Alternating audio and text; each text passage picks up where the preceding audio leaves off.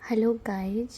होली के बाद पहला रविवार या दूसरा रविवार को सूरज रोटा का व्रत रखा जाता है। एक छेद की पूड़ी पर कुंकू सुपारी रखकर सूरज भगवान की पूजा होती है और एक रोटा बनाकर खाया जाता है। और उसके बाद सूरज रोटा की कहानी कही जाती है जो इस प्रकार है। एक माँ बेटी थी, गायों को चराने जाती थी। चैत्र का महीना आया, सूरज रोटे का व्रत आया। माँ रविवार का व्रत करती थी। बेटी ने कहा, माँ मैं भी व्रत करूँगी। माँ ने कहा, तू क्या करेगी? बेटी ने जिद किया। तब माँ ने कहा, अच्छा मैं गायों को चरा कर आती हूँ, तुम 2 रोटे बना लो, मैं गाय चरा कर आऊँगी, फिर पूजा करेंगे। बेटी ने ऐसा ही किया। माँ का रोटा तैयार हुआ। इतने में सूरज भगवान एक साधु का वेश धारण करके आए और आवाज़ लगाए, घर की देवी भिक्षाम देही। तब बेटी बोली, महाराज माँ का रोटा बना है, मेरा रोटा अभी बना नहीं है, और आवाज़ लगाई। बेटी ने मन में विचार किया कि घर में आया हुआ साधु भूखा जाएगा। तब बेटी ने माँ के रोटे में से थोड़ी कोर खांडी करके साधु को दे दिया। माँ गाय चराकर घर आई, तब बोली, ला बेटी भूख लगी है, रोटा दे। बेटी ने थाली परोस दी। खांडा रोटा देखकर माँ ने पूछा। तब बेटी बोली, एक टुकड़ा तोड़कर साधु को दिया है। इतना सुनते ही माँ क्रोधित होकर बेटी पर बिगड़ी और जिद पकड़कर पागलों के जैसे बोलने लगी, घी रोटो दे, पण सागी रोटो दे, पण पूरो रोटो दे, घी रोटो दे, रोटो माँ की कोर दे, मेरा दे और सागी दे। इस प्रकार माँ बारंबार पुकारती सारी नगरी में घूमने लगी। इस बात की रट लगाई।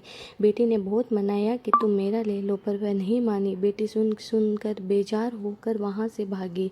पीछे पीछे उसकी माँ पागलों की तरह पुकारती चली गई। लड़की भागते भागते वीरान जंगल में पहुँच गई। डर के मारे विश्राम करने के लिए एक पीपल के झाड़ पर चढ़कर बैठ गई।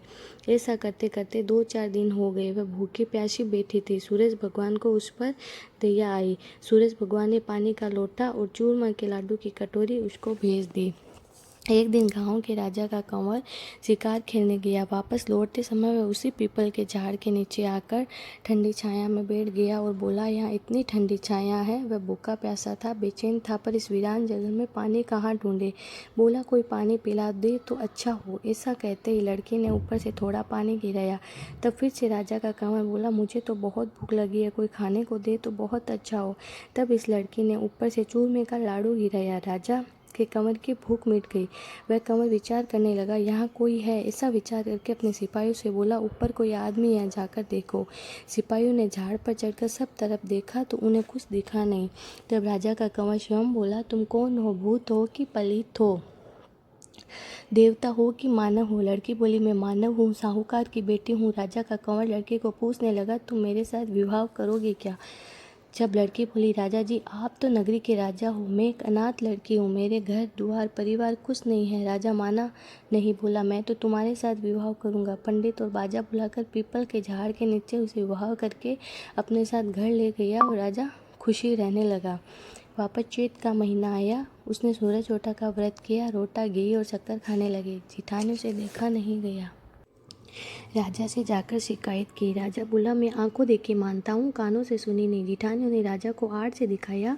राजा कमरे में गया। राजा को देखकर उसने रोटा घुटने के नीचे छिपा लिया। राजा ने पूछा, घुटने के नीचे क्या है?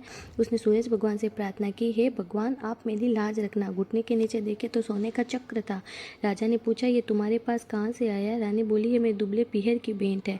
वह माथा धोकर झरोके में खड़ी होकर बाल सुखाने लगी। नीचे से माँ निकले। वह घी रोटी सागी कोर कहते घूम रही थी।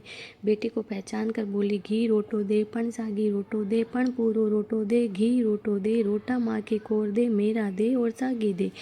बेटी सोची, मैं राजा की रानी हूँ, देश की धीरानी हूँ, लोग क्या कहेंगे। सिपाहियों को हुक्म दिया। उन्होंने डोकरी को लाकर एक कोठे में बंद कर दिया।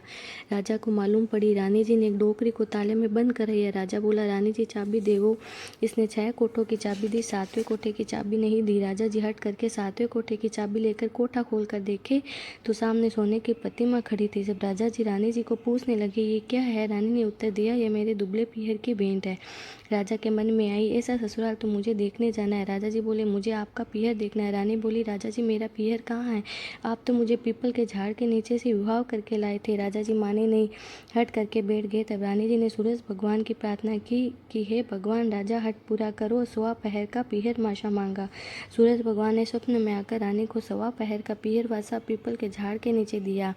राजा रानी के पीहर गए, कंवर नौकर चाकर हाथी घोड़े साज सामान सब साथ में लिया। जिस झाड़ के नीचे से रानी को लाए थे उस झाड़ के पास पहुँचे। आगे क्या देखते हैं, एक सुंदर नगरी बसी है, वहाँ पूरा परिवार था। कोई कहता मासी आई, कोई कहता बहन आई, कोई कहता बुआ आई, कोई कहता मासा जी आई, कोई कहते जीजा जी आई, कोई कहता फूफा जी आई, भोजैया कहते बाई जी आई। नगरी का नाम सूरज नगरी था। वहाँ गड़िया गढ़ रहे थे, जड़िया जड़ रहे थे, दर्जी सी रहे थे, सब अपने अपने काम में व्यस्त थे। राजा इसे ससुराल देखकर प्रसन्न हुआ और परिवार देखकर बहुत आनंदित हुआ। राजा रानी वहाँ जिम खूब पावनाचार हुआ, आदर मान हुआ। सुबह पहर होने लगा। रानी जी राजा जी को बोले अब हम लोग वापस घर चले। राजा जी ने कहा इतना अच्छा ससुराल इतनी जल्दी कैसे छोड़े, ऐसे ससुराल में तो महीना भर कर रहे तो भी जी नहीं भरे, छोड़कर कैसे चले। रानी जी बोले राजा जी चलेंगे नहीं। रानी कंवर के चूठिया भरकर रुलाने लगी। कंवर रोने लगा। राजा को बोली यहाँ कोई देवता का दोष हो गया, वापस पलटना ही ठीक है। राजा रानी सीख लेकर निकले। राजा जल्दी में घोड़े का ताजन और अपने पाँव की जुतियाँ यहाँ भूल गए। थोड़ी दूर आगे गए, पीछे याद आया जब वे बोले रथ वापस फिराओ, मेरा ताजना और जुतियाँ रह गई। रानी बोली इतना तो धन दिया, इतने से के लिए क्यों वापस फिरते हो। राजा जी सुने नहीं, वापस फिरे। आगे गए तो झाड़ के नीचे जुतियाँ पड़ी थी और ताजना झाड़ कर लटकता था, पतले पड़ी थी। कोई परिवार नहीं था, कोई नगरी नहीं दिखी थी। जब राजा जी पूछने लगे ये क्या रानी जी, जब रानी जी ने उत्तर दिया महाराज मैं सूरज ओटा का व्रत करती हूँ, सो सूरज भगवान ने मेरी लाज रखी है। अभी तक आपने जो देखा वह सब उन्हीं की कृपा से मिला है, और आप मुझे झाड़ के नीचे से लाए थे, सो वही मेरा पीहर हुआ। आपके हट के कारण मैंने सूरज भगवान से सवा पहर का पीहर भाषा मांगा था। सूरज भगवान ने मुझे सवा पहर का पीहर भाषा दिया, इसलिए आपको दोनों चीज़ें वहाँ मेरी माँ का रोटा खांडा हुआ, इसलिए वह पागल हो गई। वह नगरी में आई, तब मैंने उसको कोठे में बंद करवा दी, तब उसकी सोने की प्रतिमा हो गई। फिर राजा जी ने नगरी में ढिंढोरा पिटवाया कि चैत्र के रविवार को सूरज ओटा का व्रत करना। पीहर भाषा के लिए सब लोग सूरज ओटा का व्रत करने लगे।